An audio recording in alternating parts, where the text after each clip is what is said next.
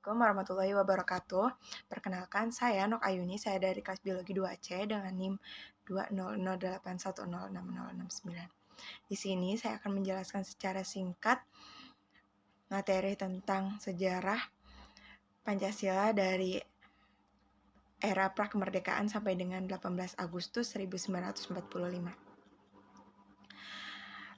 Pembahasan tentang asal mula atau sebab-sebab Pancasila sebagai dasar filsafat negara dibahas oleh Notonegoro dalam bukunya yang berjudul Pancasila secara ilmiah populer. Dalam buku tersebut terdapat 4 poin penting, yaitu yang pertama, Indonesia sebagai asal mula bahan atau causa materialis. Causa materials ini terdapat dalam adat kebiasaan, kebudayaan, dan agama-agamanya. Yang kedua, seorang dari anggota BPUPKI yaitu Bung Karno dan Bung Hatta bergerak sebagai pembentuk negara atau asal mula bentuk, yaitu causa finalis, yang menjadikan Pancasila sebagai calon dasar filsafat negara. Yang ketiga, 9 orang dari anggota BPUPKI merencanakan atau menyusun rencana tentang pembukaan Undang-Undang Dasar 1945 yang di dalamnya terdapat Pancasila. Yang keempat, poin terakhir adalah dibentuknya PPKI sebagai badan kreatif atau causa efficiens, yang dimana PPKI ini menjadikan Pancasila sebagai dasar filsafat negara. Pancasila di era prakemerdekaan sampai dengan 18 Agustus 1945. Asal mula Pancasila sebagai dasar filsafat negara pada tahun 1933. Pada saat itu, Insinyur Soekarno dibuang ke ND Flores, Nusa Tenggara Timur. Pada saat dibuang, sifat pergerakan dan nasionalisme Insinyur Soekarno tidak menurun. Beliau memikirkan dasar negara yang kelak akan dijadikan pedoman bagi bangsa Indonesia. Di bawah pohon sukun, beliau mendapatkan ilham dan beliau menemukan 5 dasar negara yang beliau namai dengan 5 butir mutiara. Pada awal tahun 1945, tanda-tanda melemahnya Jepang. Oleh karena itu, Jepang menjanjikan kemerdekaan bagi Indonesia. Pada tanggal 29 April 1945, Jepang membentuk badan yang bernama Dokuritsu Junbi Chosakai atau Badan Penyelidik Usaha-Usaha Persiapan Kemerdekaan Indonesia, BPUPKI. Badan yang beranggotakan 59 orang ini didominasi oleh tokoh-tokoh pergerakan termasuk Soekarno dan Hatta. Badan tersebut kemudian dilantik pada tanggal 28 Mei 1945 dengan tugas pokok adalah melakukan penyelidikan tentang usaha-usaha persiapan kemerdekaan Indonesia. Pembentukan Pancasila sebagai dasar filsafat negara, banyaknya rantaian kejadian. Kejadian yang pertama adalah sidang BPUPKI yang pertama sekaligus lahirnya Pancasila. Masa persidangan pertama dilaksanakan pada tanggal 29 Mei 1945 sampai dengan 1 Juni 1945 dengan pembahasan dititik beratkan pada landasan filosofi, yakni dasar negara Indonesia. Sebelum pidato Insinyur Soekarno pada tanggal 1 Juni, lebih dari 30 pembicara terlebih dahulu menyatakan pandangannya. Pernyataan ini dikeluarkan oleh Latif pada tahun 2018. Tokoh-tokoh yang tampil untuk menyampaikan konsep dasar negara antara lain yang pertama adalah Mr. Muhammad Yamin pada tanggal 29 Mei 1945.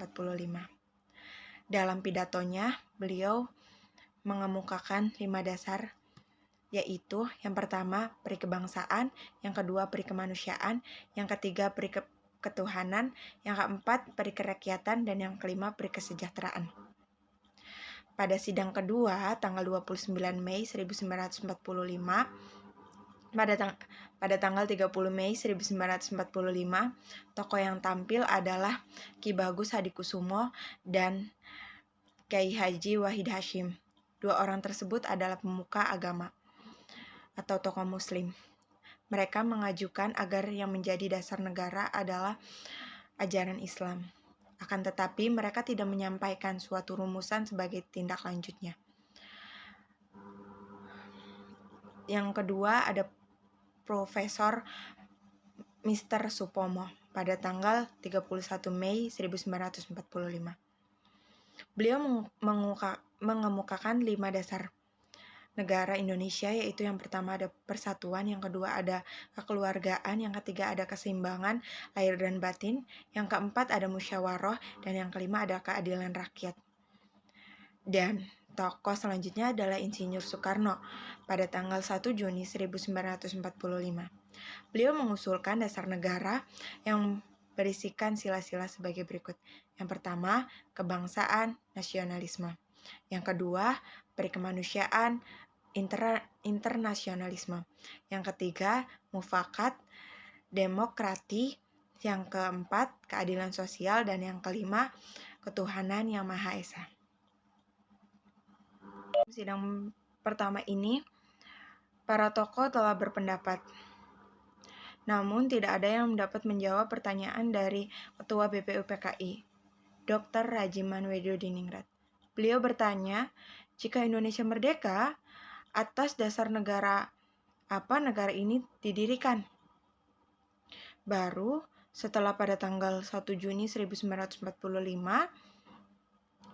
Insinyur Soekarno dapat menjawabnya. Beliau berpidato tentang filosofis ground leg atau filosofis dasar dan Weltanschauung, pandangan hidup bagi sebuah negara yang merdeka. Kemudian Insinyur Soekarno menamai 5 nilai filosofi dasar tersebut dengan Pancasila atau Pancasila. Menindaklanjuti hasil pemaparan para tokoh, maka dibentuklah panitia yang diberi nama panitia kecil yang beranggotakan 8 orang. Dengan tugas utamanya adalah menampung semua rumusan dan usulan yang telah disampaikan pada masa persidangan pertama. Panitia 8 kemudian melakukan pertemuan yang pertama pada tanggal 22 Juni 1945 dengan anggota BPUPKI. Pada saat pertemuan itu dihadiri oleh 38 anggota BPUPKI.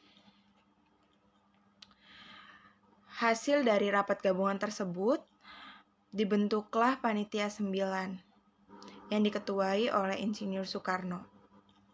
Panitia 9 ini bertugas untuk menyusun suatu rancangan pembukaan hukum dasar yang kemudian oleh Mr. Muhammad Yamin dinamai Piagam Jakarta atau Jakarta Charter.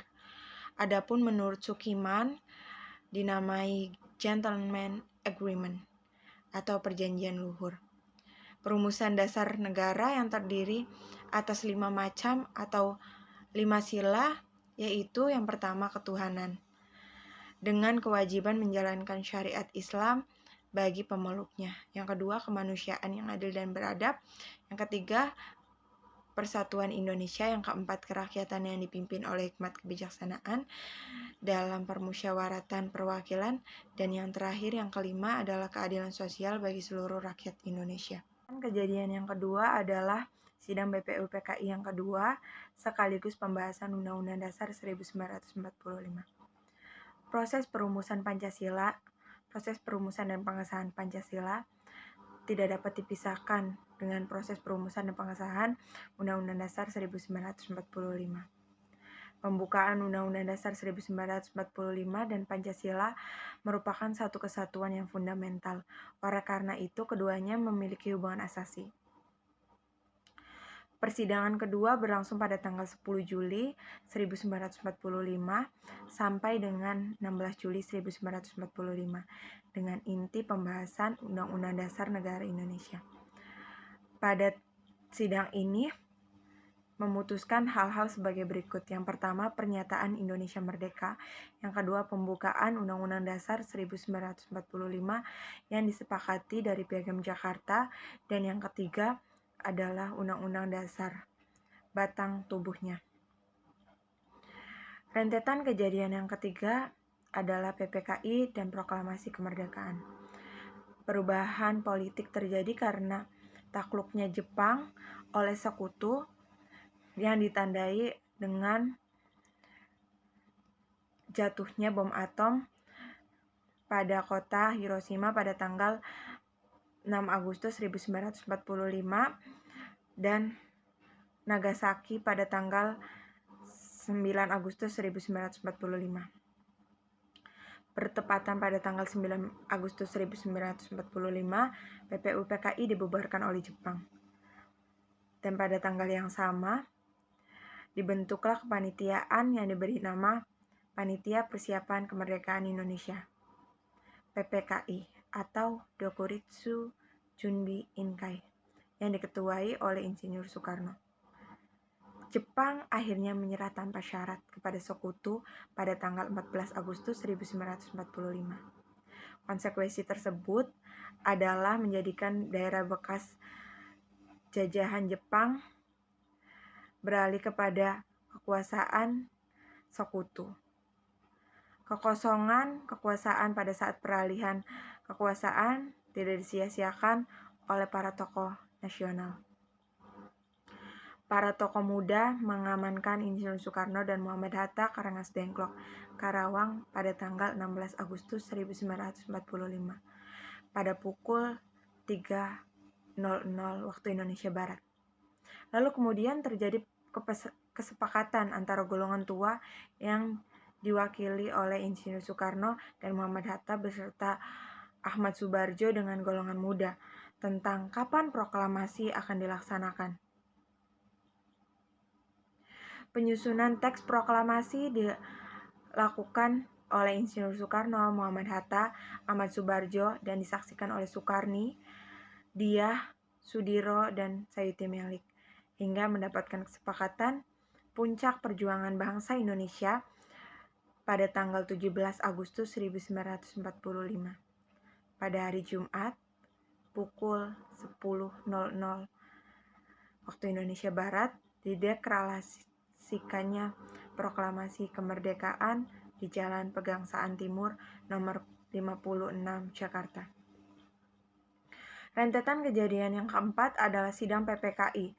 Pada tanggal 18 Agustus 1945, PPKI melakukan sidang untuk menentukan dan menegaskan posisi bangsa Indonesia yang semulanya bangsa terjajah menjadi bangsa yang merdeka. Keputusan penting yang dihasilkan dalam sidang tersebut antara lain mencakup hal-hal berikut. Yang pertama, menegaskan Undang-Undang Dasar Negara Undang 1945 yang terdiri atas pembukaan dan batang tubuh. Naskah pembukaan berasal dari Piagam Jakarta dengan sejumlah perubahan. Batang tubuh berasal dari rancangan PPU-PKI dengan sejumlah perubahan pula. Yang kedua, ada pemilihan presiden dan wakil presiden, Insinyur Soekarno dan Muhammad Hatta. Dan yang terakhir adalah membentuk Komite Nasional Indonesia Pusat KNIP dan yang anggota intinya adalah mantan anggota PPKI ditambah dengan tokoh-tokoh masyarakat dari banyak golongan.